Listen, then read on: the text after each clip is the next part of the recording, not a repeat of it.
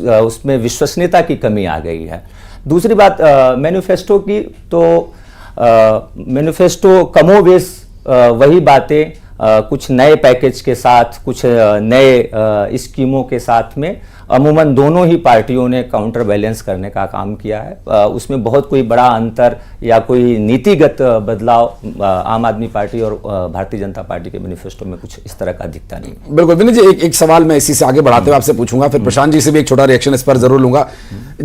और जो राज्य हम देखते हैं जिन्हें पूर्ण राज्य का दर्जा मिला हुआ है, आम आदमी पार्टी ने एक बहुत लंबा संघर्ष किया कि पूर्ण राज्य का दर्जा दिल्ली को दिया जाए, और गाहे बगाहे जब भी बात होती है पूर्ण राज्य के दर्जे पर होती है। 10 साल में जब भी किसी विषय पर बात होती थी तो उसमें एक मुद्दा यह भी रहता था, दिल्ली की जनता ने इसे बहुत ज्यादा सीरियसली नहीं लिया कि ठीक है पूर्ण राज्य का दर्जा मिले या ना मिले, मुझे पानी मिलना चाहिए, साफ पानी मिलना चाहिए। कई जगह मिला, कई जगह नहीं मिला। मुझे बिजली मिलनी चाहिए, अगर फ्री बिजली मिल रही है तो हम आम आदमी पार्टी को फिर मौका देंगे। 67 से सीटें कम हुई लेकिन फिर दोबारा मौका दिया गया आम आदमी पार्टी को। वो डिलीवर करने में क्या उतनी कामयाब हुई या नहीं हुई, ये तो बहरहाल अभी बहुत स्पष्ट हो ही जाएगा। लेकिन क्या ये बात बहुत ज्यादा मायने करती है कि वोटर्स ने ये देख लिया ठीक है 15 साल कांग्रेस का शासन था, 10-12 साल हमने देख लिया आम आदमी पार्टी का शासन है, अब एक ऐसी सरकार बनाई जाए जो केंद्र के साथ तालमेल बना सके, डबल इंजन की सरकार का जो दावा बीजेपी करती है, क्या कहीं से कहीं तक यहां पर आपको उसकी प्रासंगिकता नजर आती है? निश्चित तौर पर इसीलिए आप देखेंगे कि इस बार कोई सुनामी चल रही हो, आंधी चल रही हो, ऐसा नहीं हुआ, क्योंकि यह जो सरकार है उसके प्रति तो विश्वसनीयता की कमी रही। बिजली पानी में भी आप देखेंगे तो बैक हैंड लोगों को बहुत दिक्कतों का सामना करना पड़ा, स्पेशली बिल की बात आप करें। प्रशांत जी हैं, चाहे संजीव झा जी का इलाका हो, चाहे आदर्श नगर हो, चाहे नरेला हो, बवाना हो, जहां क्लस्टर एरिया ज्यादा है, आप देखेंगे वहां पानी के बिल बहुत ज्यादा आए हुए। आम आदमी पार्टी के नेताओं से इस पे चर्चा करिएगा तो कहेंगे कि ये अधिकारियों की मिली भगत है, मगर पैसा जनता को चुकाना पड़ रहा है। तो एक तो सबसे बड़ी समस्या है कि गंदा पानी, अब यह भी स्थापित सत्य है कि दिल्ली के पास कोई अपना पानी नहीं है, तो बाहर से ही पानी आता है और उसको साफ करके लोगों तक पहुंचाने का काम दिल्ली सरकार का है। मगर उस डिलीवरी के साथ साथ जो उस पे बिल है और वो साफ सुथरा पानी पहुंचाया जाए, उसमें कहीं ना कहीं तो फेल्यूर है ही है। एक सीजनल प्रॉब्लम है जैसे गर्मियों के समय में, बट ओवरऑल अगर आप देखेंगे तो मैं पूरे ईमानदारी से इस पे विश्वास करता हूं कि ये 5 साल अरविंद जी की प्रशासनिक क्षमताओं को भी नीचे की तरफ ले गई है। उनमें जो भारतीय राजनीति में क्षेत्रीय दलों का एक कल्चर है, सुप्रीमो वाला भाव, तो अरविंद जी अब राष्ट्रीय संयोजक नहीं, सुप्रीमो जैसा व्यवहार करते हैं। और सबसे इंटरेस्टिंग चीज है, जबकि मैं स्पष्ट रूप से अरविंद जी को बहुत तेज तर्रार नेता मानता हूं, उनको मानता हूं कि उनको जनता को समझने की नब्ज है, मगर पिछले 1 साल से मुझे लगता है कि अरविंद जी में जो भी कारण रहे हों, उनमें जनता से संवाद करने की भी कमी है। जैसे आपने ये पानी वाला मुद्दा पे आपने कहा वो जहर मिला दिए या ये मिला, ये इसका कोई असर नहीं हुआ, ये सिंपैथी या सहानुभूति के रूप में उनके बेसिकली आप कह रहे हैं कि नैरेटिव सेट करने में आम आदमी पार्टी उतनी कामयाब नहीं। प्रशांत जी, आम आदमी पार्टी दिल्ली में नैरेटिव सेट नहीं कर पाई, वो बीजेपी ने जो कहा उसी की पिच पर आकर बैटिंग करनी पड़ी आम आदमी पार्टी को, विनीत जी का ऐसा कहना है। आप कितना उसे देख पा रहे हैं, क्या कोई नैरेटिव आप लोगों ने चलाया था जो काम नहीं कर पाया? भाजपा को देखिए, इनके पास न चेहरा था न कोई एजेंडा था, और पार्टी गुंडों से भरी हुई, गुंडों की फौज लेकर के पार्टी सड़कों पर जो है दिन दहाड़े पत्रकारों को कूट रही है, उनका सर फोड़ रही है। आम आदमी पार्टी की चाहे महिला जो है समर्थक हो, चाहे महिला कार्यकर्ता हो, सबको इन्होंने जानबूझ के कैमरों के सामने पीटा। यहाँ तक कि हमारे राष्ट्रीय जो है संयोजक श्री अरविंद जी की गाड़ी पर मुझे लगता है प्रियंका जी, प्रशांत जी बार-बार प्रियंका जी को शायद इस बात से एतराज है, वो कुछ कहना चाह रही हैं। उस ऐतराज पर आऊंगा मैं। ममता जी ने बहुत अच्छी बात कही थी, क्या कहा था कि महिला सम्मान, स्वाति मालीवाल जी पर बात कर रही थी, तो मैं पूछ लेता हूं इनसे, मैं पूछ लेता हूं कि महिलाओं का सम्मान करने वाली प्रशांत जी बोलने, फिर मैं आऊंगा आपके पास, सुनिए ना। भाजपा महिलाओं का सम्मान करने वाली भाजपा ये बताए कि बसों में मार्शल लगाए थे अरविंद केजरीवाल जी ने, इन्होंने भाजपाइयों ने उनको हटवा दिया। नंबर 2, अंकिता भंडारी के हत्यारों का अभी तक पता नहीं चला कहां चले गए, वो भाजपाई थे। ब्रजभूषण ने क्या किया इनको नहीं पता। और राम रहीम जैसे अपराधी से, बलात्कारी से हरियाणा चुनाव हो, दिल्ली चुनाव हो, उससे लाकर बाहर ये प्रचार कराते हैं। ये किस मुंह से महिला सम्मान की बात करती हैं? और ममता जी तो मुझे उनका दर्द समझ में आता है, वो पार्टी में इसलिए कह नहीं पाती। देखिए प्रशांत जी, एक अपडेट मैं आपको दे देती हूँ। मुख्यमंत्री आतिशी अभी अपनी ही सीट से पीछे चल रही हैं, और बड़ी बात यह कि रुझानों में बहुमत के करीब बीजेपी पहुंचती हुई नजर आ रही है, इस पर भी एक कमेंट दे दीजिएगा।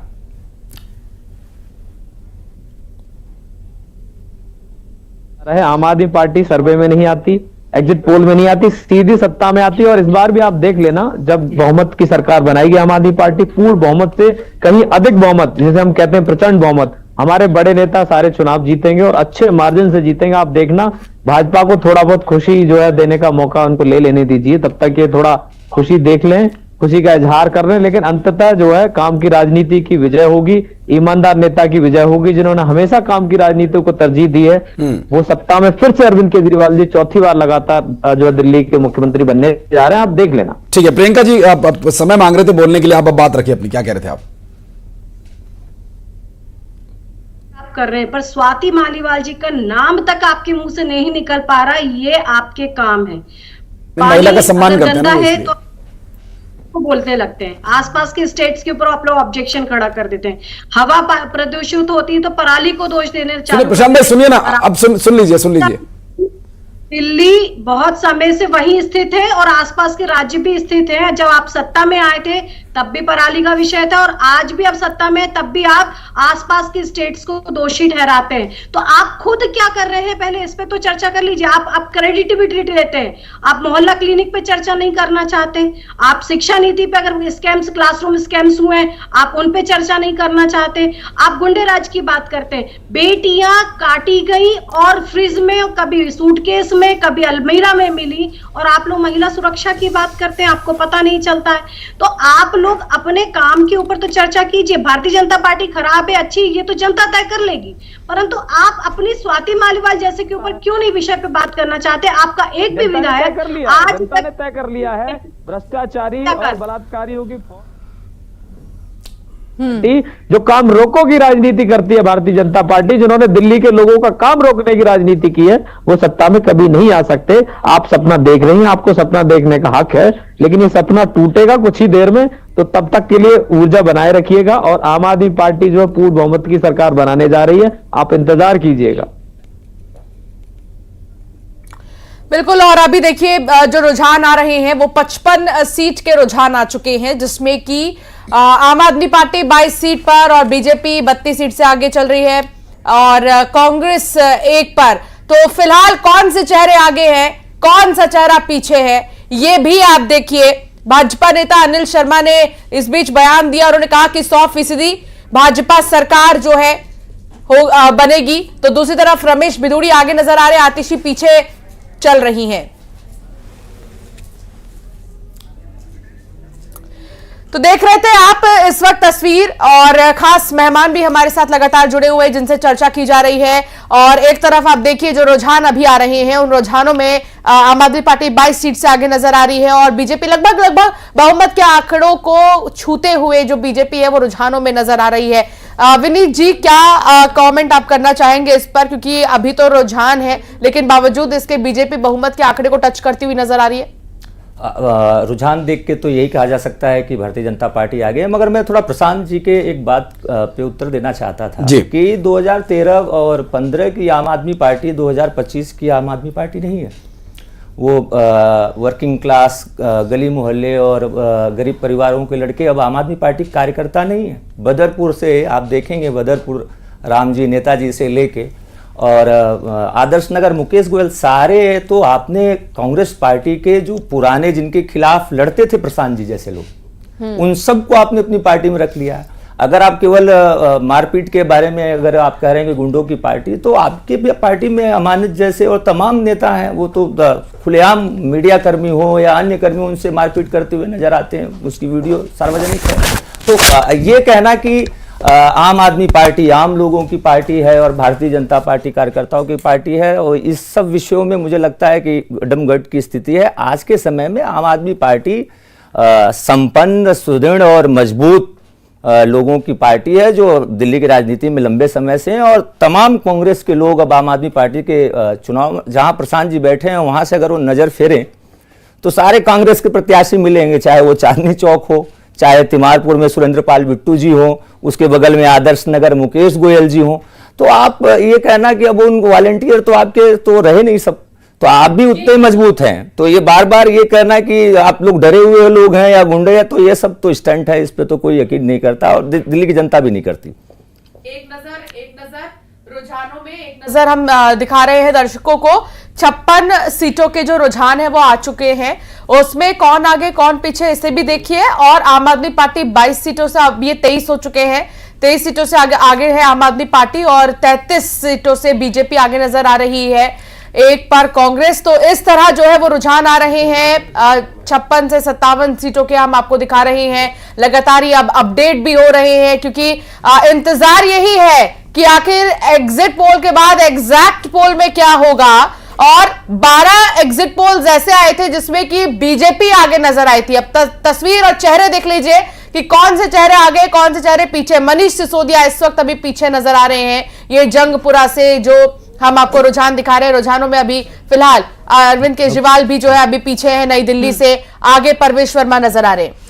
बिल्कुल, तो 70 सीटों के रुझान आने शुरू हो चुके, जिनमें से 57 सीटों पर स्थिति साफ होती हुई नजर आ रही है। और आप देखिए कि जहां आम आदमी पार्टी 24 सीटों पर बढ़त बनाए हुए है, तो वहीं बीजेपी 32 सीटों पर, अब आम आदमी पार्टी का एक और सीट आगे बढ़ चुकी है, 24 सीटों पर बढ़त बनाई हुई है। बीजेपी 32 पर है और कांग्रेस 1 पर है। अंशिका, जो लग रहा था कि कांग्रेस का खाता भी नहीं खुलेगा जैसे पिछले चुनावों में देखा गया था, लेकिन यहां पर कांग्रेस की एक सीट जहां पर कांग्रेस ने अच्छा परफॉर्म करती हुई नजर आ रही है, लेकिन बहुत ज्यादा खुश होने की जरूरत फिलहाल अभी बीजेपी को भी नहीं है, आम आदमी पार्टी को भी नहीं है, क्योंकि कुछ भी हो सकता है। ये सिर्फ रुझान आ रहे हैं, ये नतीजे नहीं है। जैसा कि अंशिका भी बोली थी कि एग्जिट और एग्जैक्ट नतीजों में अंतर होता है, तो रुझानों में बहुमत के करीब बीजेपी पहुंच रही है, लेकिन धीरे धीरे रफ्तार आम आदमी पार्टी की भी बढ़ती हुई नजर आ रही है।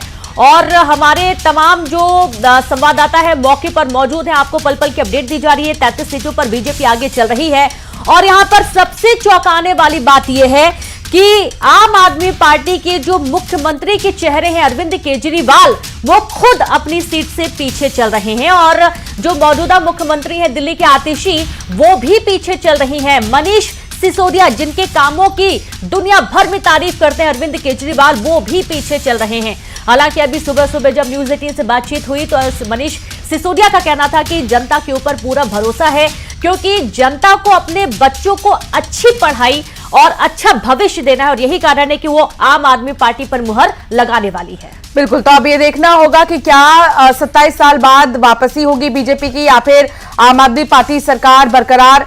आज ये पता चल जाएगा कि दिल्ली के दिल में आखिर कौन है, और क्योंकि हमारे देश का दिल है दिल्ली, लेकिन दिल्ली के दिल में कौन है ये देखना बेहद महत्वपूर्ण होगा। कौन आगे कौन पीछे से आप देखिए, और काउंटिंग भी लगातार जारी है। अब ईवीएम मशीन्स जो हैं वो खुलने शुरू हो गए हैं। इससे पहले बैलेट पेपर की गिनती हो रही थी, लेकिन अब धीरे धीरे वो भी खुलने शुरू हो गए हैं और अब जो है काउंटिंग का जो सिलसिला है वो और भी ज्यादा तेज हो जाएगा। तो देश की राजधानी दिल्ली पर सबकी निगाहें टिकी हुई हैं। सभी को इंतजार है कि सुबह से ही जो अपडेट्स आ रहे हैं, सुबह से ही जो रुझान आ रहे हैं, वो नतीजों में क्या तब्दील हो जाएंगे, जो तय करेंगे दिल्ली की सरकार, दिल्ली की जनता, उसी की सरकार बनेगी। और अब देखना होगा 8 बजे से, क्योंकि काउंटिंग शुरू हो चुकी है। उससे पहले एग्जिट पोल्स कहते हैं कि अब की बार बीजेपी के लिए दिल्ली दूर नहीं, तो क्या नया इतिहास बनेगा। क्योंकि पिछले 27 साल की राजनीति को देखें तो 1999, 2014, 2019, 2024 4 बार देश का लोकसभा चुनाव बीजेपी ने जीत लिया, लेकिन दिल्ली में एग्जिट पोल्स के मुताबिक पहली बार अब जीत बीजेपी को मिल सकती है। लेकिन ये एग्जिट पोल्स एग्जैक्ट पोल्स में कितने बदलेंगे, कितने सीटों से बदलेंगे, इसके लिए भी थोड़ा इंतजार करना होगा। तो रुझानों में 32 सीटों पर आगे चल रही है भारतीय जनता पार्टी और आम आदमी पार्टी 24 सीटों पर आगे चल रही है। अभी मौजूदा समय में करीब पहुंच चुकी है बहुमत के भारतीय जनता पार्टी, 32 सीटों पर आगे चल रही है बीजेपी। तो इंतजार है कि आखिर अब और कितने चेंजेस अभी होने हैं, क्योंकि दिल्ली की सीमाओं से जुड़े राज्य देखें तो उत्तर प्रदेश में पिछले 27 साल में 3 बार बीजेपी सरकार बना चुकी है, जिसमें से मोदी राज के दौरान 2 बार सरकार यूपी में बन चुकी है। और अब दिल्ली में यह देखना होगा कि कितना बदलाव होता है।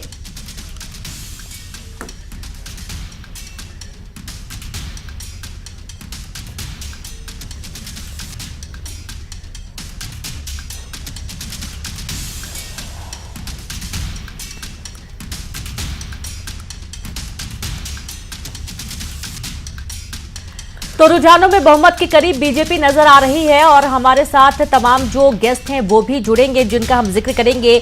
और बीजेपी प्रवक्ता गुलरेज शेख जी भी हमारे साथ जुड़ गए हैं, साथ ही कुंदन पंजाबी कांग्रेस प्रवक्ता हैं, आप बहुत स्वागत है आपका। राकेश गोयल राजनीतिक विश्लेषक हैं, सर बहुत स्वागत है आपका। और जलाल चौधरी भी जुड़ गए हैं, आप प्रवक्ता, बहुत स्वागत है आप सभी का। तो देखिए धीरे धीरे जो रुझान है वो सामने आ रहे हैं। जलाल चौधरी का रुख करेंगे, लेकिन उसके पहले हम राजनीतिक विश्लेषक का रुख कर लेते हैं, राकेश जी के पास चलते हैं। राकेश जी, बहुत ही दिलचस्प पूरा इलेक्शन रहा है, बहुत बयानबाजी हुई है और बीजेपी और आम आदमी पार्टी से ज्यादा बयानबाजी आप और कांग्रेस के बीच में देखी गई है। लोकसभा इलेक्शन में जो दोस्ती थी वो विधानसभा इलेक्शन में टूट गई और ऐसे तीखे वार किए गए कि सुनते ही बन रहे थे। पहला रिएक्शन आपका, जो रुझान आ रहे हैं उसको लेकर। देखिए, कांग्रेस और आम आदमी पार्टी में तो बिल्कुल कांग्रेस ने वो भूमिका निभाई है कि हम तो डूबेंगे सनम, तुम्हें भी ले डूबेंगे। तो कांग्रेस ने जिस शिद्दत से चुनाव लड़ा, अच्छा चुनाव लड़ा, पर जो कांग्रेस और आम आदमी पार्टी का जो वोटर है वो ज्यादातर कॉमन वोटर है, उनके ज्यादातर विधायक जो अभी इलेक्शन भी लड़ रहे हैं वो लोग भी लगभग पुराने कांग्रेस के आधे लोग हैं जो कांग्रेस से ही निकले हुए। तो कहीं ना कहीं कांग्रेस में जिस तरीके से इलेक्शन लड़ा तो आम आदमी पार्टी का वोट कटा, उसकी वजह से बीजेपी को उसका एज मिला, फायदा मिला। दूसरी चीज, आम आदमी पार्टी ने जिस तरीके दिल्ली के अंदर कोई कार्य नहीं किया, जिस तरीके से नालियां सड़कें टूटी हुई है, सीवर बह रहा है, गंदा पानी लोगों के नलों से बाहर आ रहा है और आम आदमी पार्टी के जो नेताओं के वक्तव्य है उनके झूठ से दिल्ली की जनता जो त्रस्त हुई है, उसने सब चीजों ने मिलकर काम किया और दिल्ली की जनता ने इस बार ये ठाना कि मोदी जी की गारंटी में विश्वास करें, भाजपा की सरकार को लेके आए और विकास जो आने वाले टाइम में मुझे लगता है भाजपा की अगर सरकार बनती है तो तेजी से जो विकास बनेगा, आने वाले 25 साल भाजपा की सरकार को हिला नहीं सकता दिल्ली से। बिल्कुल। और देखिए